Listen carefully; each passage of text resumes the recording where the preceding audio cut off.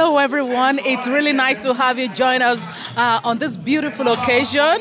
It is the annual celebration of the Egbe Omo Yoruba Quebec in Canada, which comes up, of course, every year, once in a year. So tonight, what do we expect? We expect the Nigerian culture in different ways. Of course, we said Egbe Omo Yoruba, but I tell you, we have also the Igbo associations in our midst. Tonight is going to be a night of style, a night of music, a night of culture, and of course, a night of entertainment. Different assorted Nigerian foods are on ground for the people to enjoy, and of course, for the music in different categories for people to enjoy. So, why don't you just come along with me as we wine and dine and connect tonight?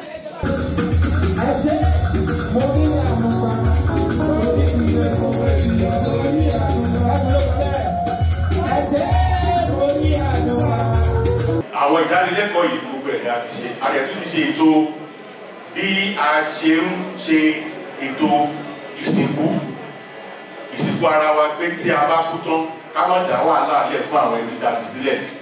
Àwọn ètò yìí náà a tún ti ṣe ní gbogbo ọ̀pọ̀lọpọ̀ ìgbà àti ẹ̀ ti pé oríṣiríṣi. Bí a ṣe ń ṣe ètò adíyelófò ẹ̀mí èyí tí gbogbo wa mọ̀ sí life insurance. À ń insure mọ́tò.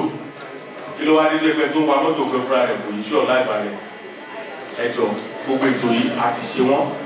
Lára àwọn nǹkan tí ẹgbẹ́ ń ṣe náà yìí kẹ́tù lè bá mọ̀ tí àwa tá à ń wá ìwé tá a dé ta káwọ́ sókè tá a pè ní refugee. Àwọn ìlànà tá a lè rìn ọ̀nà tá a lè gbà àti gbé àwọn ọ̀jọ̀gbọ́n wá tó mọ̀ nípa ẹ̀ wọ́n ti wá dá wa lẹ́kọ̀ọ́ ní gbogbo ọ̀nà tá a lè rìn tí gbogbo ìtàn tá a kọ tí ó fi bọ́ sí ojú ọwọ́.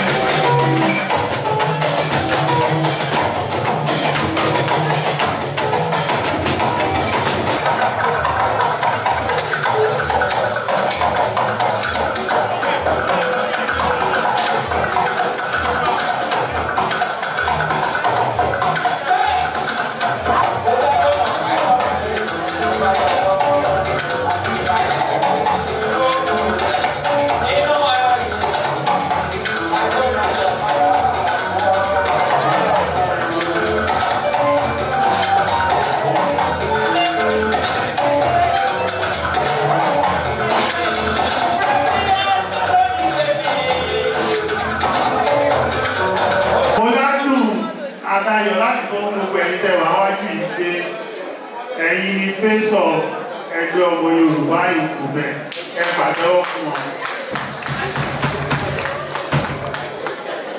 Bí ẹni tó jẹ́ Kìṣírọ̀ bí a tó náà bá wá ó rí Mr. Ògúnjìmí. Mr. Ògúnjìmí máa fún gbogbo yín ní ẹ̀yin ẹgbọ́sẹ̀gbẹ̀ wọn. Wọ́n ní fi pamọ́ níjọ́ kan ẹ̀yẹ náà. So ẹ̀rí Mr. Ogunji wọ́n máa fún gbogbo yín ní ẹ̀bùn kọ̀ọ̀kan ẹ̀bùn àmúrelé ẹjọ́ bá pàtẹ́wọ́ fún wọn. Ọmọ ìlú òní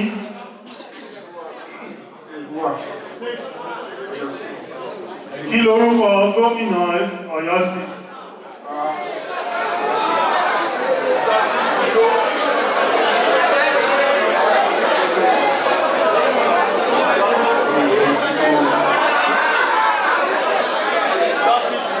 Hello. Kí lorúkọ gómìnà Ọ̀yọ́ sí?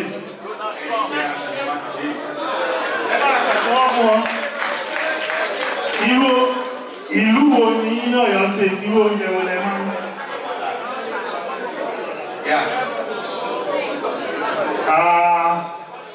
kí ló orí kì í tẹ bá mọ̀ ẹ́ kì í fún wa?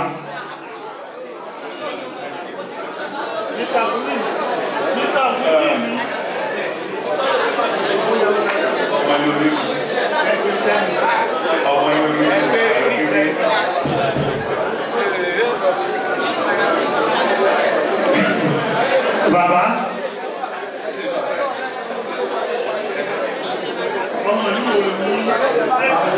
from Ondo State. Kí lorúkọ gọ́ọ̀nà ní Ayédàtiwa.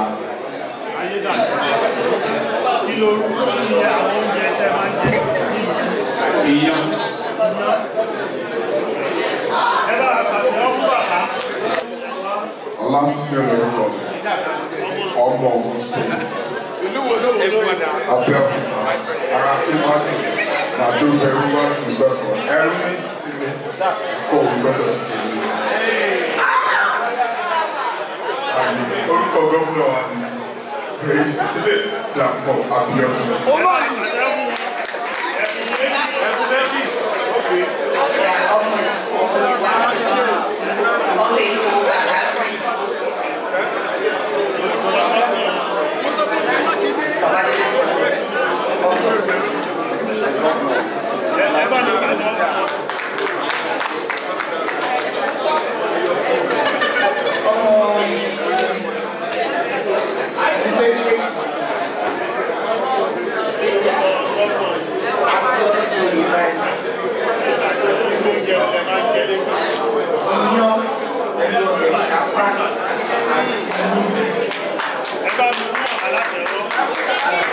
Ẹ̀bùn méjì.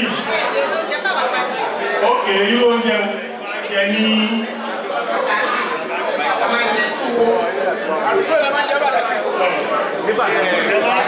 ẹ máa ń sán túwó ẹ̀ fọ́bẹ̀ sí. Ẹ bá mi pàtẹ́wọ́ àwọn náà ẹ̀bùn méjì. Kí lorúkọ níbo ní ìlú? Kogi State. Ìlú wo ni Kaba. Kaba. Kí lorúkọ gómìnà lórí? Ahmed Usman Ododo. Tó. Irú oúnjẹ wo lẹ máa ń jẹ ní Kaba? Iyán àti ẹ̀gúsí. Ẹ̀yin tẹ̀ ń jẹ́ kí ṣu wọn ẹ̀pọ̀ nípa iná ọ̀. Ẹ̀bùn méjì náà fún ìyá náà ókè yá. Ọmọ Èkó ni mo ń sọ.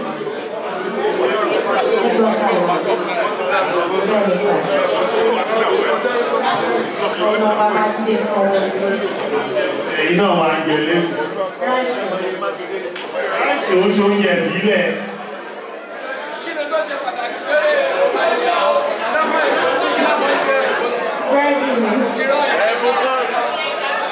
Ẹ̀bùn kan, a fẹ́ fi àsìkò yí pé ẹni tó bá mọ̀ kóhùn dára òun lójú tí ò kìí tijú.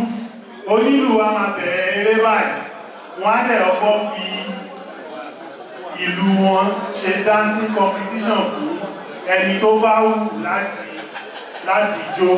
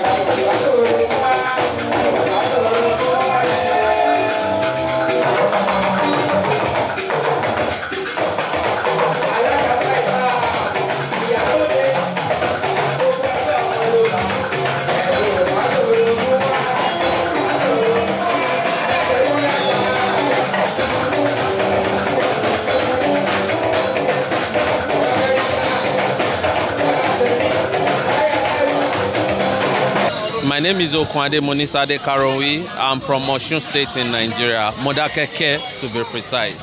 Ìlú ìyá mi nìyẹn. Wow. I'm also from Osun State. Yeah. So for tonight, what are your expectations? I expect nothing less than glamour, fun, happiness, and joy, because we are here to celebrate the end of the year. As you know, it's the annual end of year party for Egbe Omo Yoruba in Quebec. So we are just here to have some fun, good vibes all the way.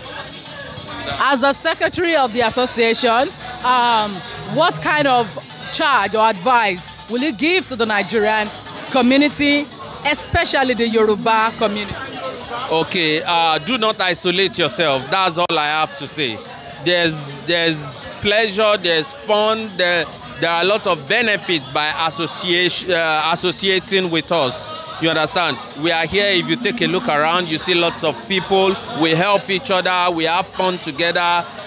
In time of challenges, you'll never face your challenges alone. We are always there for each other. So to those who are not part of us, I want to admonish them to be a part of us, to join us, you know, so that we can share your burden here in this country. We are each other's family. Awani Yarawa, Awani Babarawa. So oni adani ejo, lo adani omo ejo, lonko ya jomo ejo. So many people isolate themselves in the community. They don't want to be part of any association, but you know, it's not beneficial to them. So that's all I want to say. Come and join us. Thank you so much. Ẹ jọ̀ọ́, nígbà tẹ́ máa wọlé, òtútù tó mú níta kò ṣe kékeré o. Ṣé ẹ gbé jákẹ́ẹ̀tì lórí agbádá àjẹsára ni. Àjẹsára ni.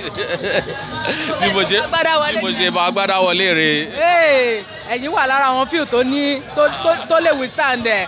All right, thank you so much for coming. Have fun tonight. You too. Name, please, and what state are you from? Thank you. My name is Prince Johnson Adewale Akifon. I'm typically from Ile-Ife, the source, a Yoruba by the tribe. Good evening. My name is Gold Akinrefo, and I'm from Kogi State. Kogi State, interesting. So tonight we are here for the annual event. What are your expectations? My expectation tonight is to see everybody happy because this is a very, very good event that we always bring together all Yorubas in the community. And we also give opportunity to other community tribes to participate and see how beautiful our culture is. So my expectation tonight is to see everybody happy, networking, meet other people, let single meet whosoever they want to meet, and let people need business meet other people that want to do business with themselves. So, and as well, I want to see the continuation of this. Yoruba has been, doing it every year, and we don't want to stop. We want to make sure that we promote the culture in this community that we are in Montreal. Okay, from you, madam, what will you just say to the Nigerian community, a kind of advice or charge to everybody? So my advice is that we should continue to promote our culture, our tradition, our heritage. It's very important. So though we are far away from home, but we should continue to uphold our tradition, our culture, and also extend it to other communities so that they see the beauty and the diversity that exists in Africa, and also to inculcate this same culture and tradition in our children also, so they grow up to continue with the legacy. So before you go, just one more thing. She's from Kogi State, so I want you to make one song from Kogi, and your husband is going to dance to it. I don't know any song from Kogi. No way. No, yeah, I've been away for a while. I left home when I was 9, so I don't know any song from Kogi. I'm sorry. Okay, and you're calling for Ìyá Mọ̀débé o, onílé, ìyá Mọ̀jà àmọ̀tá, àbárajà, olùkú ara làásì, ìyá náà rè o ọmọ fẹ́ o, ìyá dé o. Ọmọge alápásáyàpásá alájùléyàjùlé ojú àtẹ ọ̀ọ́ni. Oh my God! In fact, I don't have my dollars. I would have sprayed you. We have more time on the floor. Nice, madam. Go and learn Kogi songs. Next time, I'm going to put you on the spot. Very good. Correct.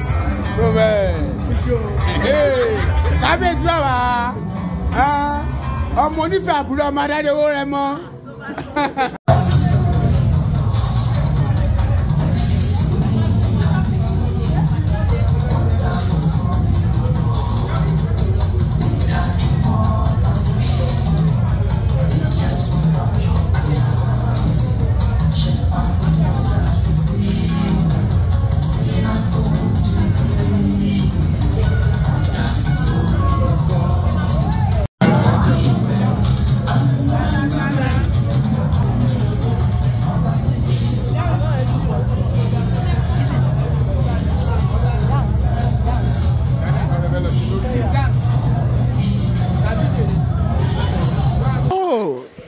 There's no any other expectation than people to be happy as usual, even more than ever before, because this is not the first time, not second time, that this gathering like this has been happening in Montreal. And it's always a talk of the town because people really enjoy themselves at all times. Okay, I know that you are a member and a solid member of the association. Will you be able to say that the community has contributed to Nigerians in Quebec? Yes. Ẹgbẹ́ Ọmọ Yorùbá Quebec has contributed immensely to the development of Yoruba, or Nigeria in particular, in Quebec. For instance, Ẹgbẹ́ Ọmọ Yorùbá Quebec have Yoruba school.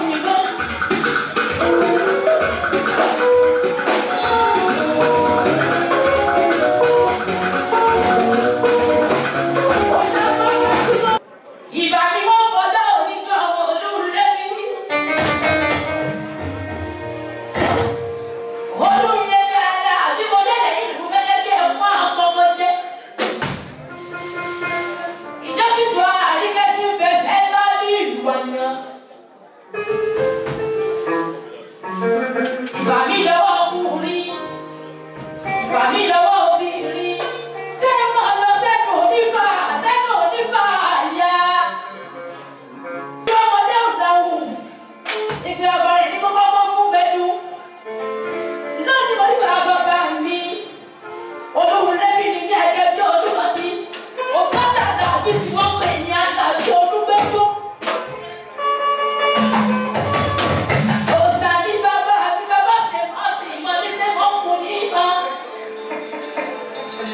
Ìbàdílọ́wọ́ àyọ́kadú amúnijẹun wọn lọ́wọ́. Amúnijẹun wọn lọ́wọ́. Àyọ́kadú amúnijẹun wọn lọ́wọ́. Amúnisọ̀rọ̀ sọ́mọ aláṣẹ́jú kẹ́lẹ́kẹ́lẹ́. Lọ́wọ́ ìdílé ìtọ́ni ìwọ ṣeré. Ìyá mi, ẹsẹ̀ mọ òdùnmẹ̀ ìyá mi bá àdùn ní ọgbẹ́ ìyàn. Bàbá mi lákùnrin òkúté lórúkọ láàrin. Wọ́n ní bàbá ọmọ, ìyá ọmọ, ilé ọmọ wọn ní mọ̀nínà ọmọ, ilé ìjà ní ibẹ̀ láwọn oníṣẹ́ ńlá, àwọn ìṣẹ́ àwọn ọdún owó, ọdún ọyọ̀, láti ìmọ̀ṣẹ́, lọ́dún ọlọ́mọ ọba, ìgbàwọ́ sínú yìí, ọlọ́run ọba wọn ní jẹ́ ọwọ́ lẹ́kún náà. Àmọ́ ọmọdé o.